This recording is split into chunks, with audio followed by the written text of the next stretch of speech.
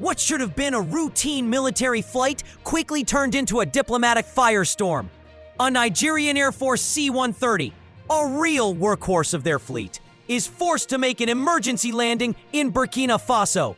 On board are 11 Nigerian officers who, instead of getting help, find themselves detained. Nigeria insists a technical emergency left them no choice but to land. But Burkina Faso and its new allies tell a completely different story, calling it a violation of their airspace, an unfriendly act, and a breach of their sovereignty. This isn't just a simple mix-up over a flight plan. This single event has ripped the lid off a simmering pot of tension between Nigeria, Burkina Faso, and the entire West African region. We're going to break down the conflicting stories, look at the official statements, and put this whole mess into the explosive geopolitical context of a region that's splitting apart at the seams. On December 8th, 2025, a Nigerian Air Force C-130 took off from Lagos on a ferry mission to Portugal. From there, what happened depends entirely on who you ask. According to the Nigerian Air Force, the crew spotted a technical concern and followed standard safety protocols. They identified the nearest suitable airport for a precautionary landing, which just happened to be in Bobo Dioulasso, Burkina Faso. In their version, it was a textbook emergency procedure. The Director of Public Relations for the Nigerian Air Force, Air Commodore Ehiman Ejidame, was clear that the landing was precautionary and followed all the rules. Nigeria's official line has been consistent. It was an emergency, not an intentional violation. They also stated the crew was safe and getting cordial treatment. But Ouagadougou and its partners in the Alliance of Sahel States, AES, paint a much more hostile picture. The AES, a defense pact between the military governments of Burkina Faso, Mali, and Niger, put out a joint statement that was read on state media in all three countries. They claimed the Nigerian C-130 was forced to land after it flew into Burkina Bay airspace without any authorization. Their statement called the incident a flagrant violation of its sovereignty and an unfriendly act. As soon as the plane was on the ground, all 11 Nigerian military personnel, 2 crew members, and 9 passengers were detained, and an investigation was launched. The difference is night and day. Was it a precautionary landing, or was the plane forced to land? Was the treatment cordial, or was it a hostile detention? The language each side used shows just how deep the political fault line is that this aircraft accidentally crossed. The reaction from the Alliance of Sahel States was anything but calm. They didn't just hold the officers. They used the moment to send a chilling message to the entire region. The AES announced that the air and anti-aircraft defenses of their confederal space were now on maximum alert. They even authorized their forces to neutralize any aircraft that violates their airspace in the future. You don't use language like that over a simple flight path dispute. This was a military alliance drawing a hard line in the sky. For the AES, this wasn't just about one plane. It was a very public, very loud declaration of their newfound unity and their refusal to be pushed around. By grounding the plane of West Africa's biggest power, they were making it clear that they make the rules in their territory.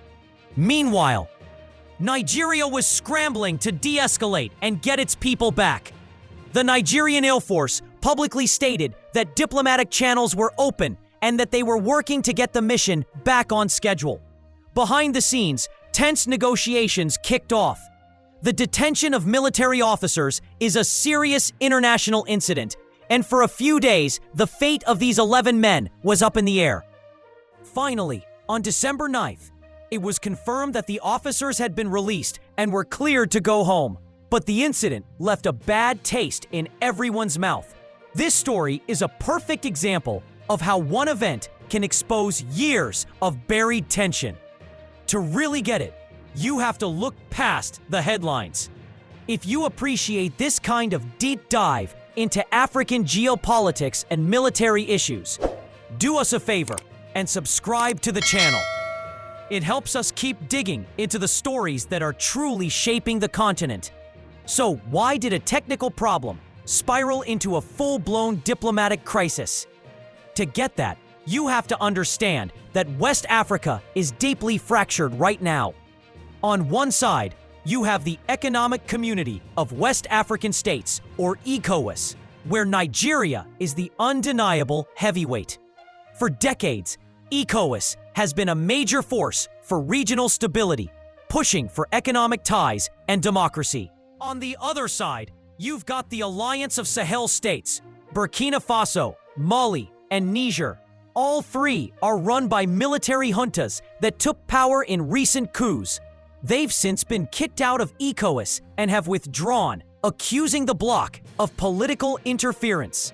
In its place, they've formed the AES, their own political and military alliance, creating a rival bloc right in the heart of the Sahel. The bad blood between these two camps is thick. ECOWAS, with Nigeria in the lead, has condemned the coups. The AES nations see ECOWAS and Nigeria as puppets for Western powers, especially former colonial ruler France. This incident is a direct product of that animosity. Just days before the C-130 landed, Nigeria had reportedly sent military aircraft to help stop a coup attempt in neighboring Benin, a move the AES loudly criticized.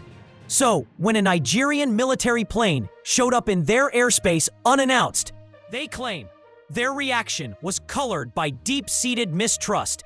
It wasn't just a plane. It was a symbol of a regional power they are actively trying to defy. And there's another critical layer here: the shifting game of global influence. For years, the Sahel was a major focus for French military operations against jihadist groups. But that era has come to a screeching halt. Furious anti-French sentiment has led the new military governments in Burkina Faso, Mali, and Niger to kick French troops out of their countries. They blame Paris for failing to solve the security crisis and see its presence as a form of neo-colonialism. As France has been pushed out, Russia has eagerly stepped in. The AES countries have made a sharp pivot to Moscow for military hardware, training, and support. This new friendship is most visible with the arrival of Russian mercenaries, including from the Wagner Group, who have become key security partners for these regimes. This geopolitical shift is redrawing the map of power and influence. The AES juntas are asserting their sovereignty not just against their neighbors, but against the West itself. Nigeria, which has kept closer ties with Western partners, is on the other side of this new divide. So the detention of Nigerian officers can also be seen as the AES flexing its muscles inside this new Russian-backed security bubble, sending a signal that the old rules in the region are gone. The 11 Nigerian officers are safe, but this incident has left behind a string of questions that will hang over the region for a long time. First, what was really going on with that technical issue? Was it a genuine emergency, as Nigeria claims, or is there more to it? Unconfirmed rumors have suggested the plane's transponder may have been switched off, which only adds to the mystery. Second, was the detention a calculated political move from the start? Some reports had suggested that local authorities in Burkina Faso initially cleared the plane to leave, only to be overruled by political higher-ups who decided to turn a technical problem into a geopolitical weapon. This whole affair was a stress test for West African stability, and the cracks are wider than ever. It has thrown gasoline on the fire of the rivalry between the ECOWAS bloc and the military-led AES. The skies over the Sahel are now more than just flight paths. They're a symbol of the deep and dangerous political fractures dividing a region. What do you think? Was Burkina Faso's reaction a justified defense of its sovereignty? Or was it a dangerous overreaction to a simple aviation emergency? Let us know your thoughts in the comments.